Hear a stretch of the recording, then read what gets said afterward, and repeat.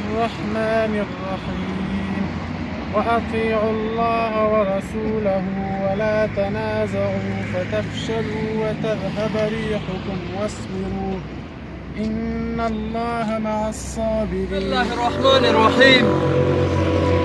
امروز تاریخ 13 فوریه سال 2022 میلادی است.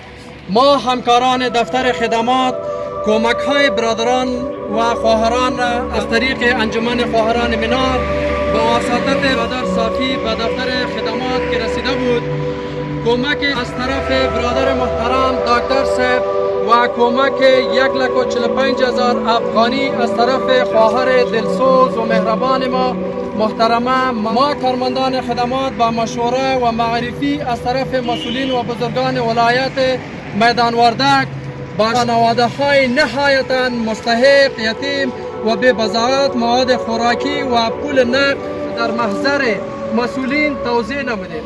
والصلاة والسلام على رسول الكريم وعلى آله وأصحابه وذريته وأهل بيته أجمعين.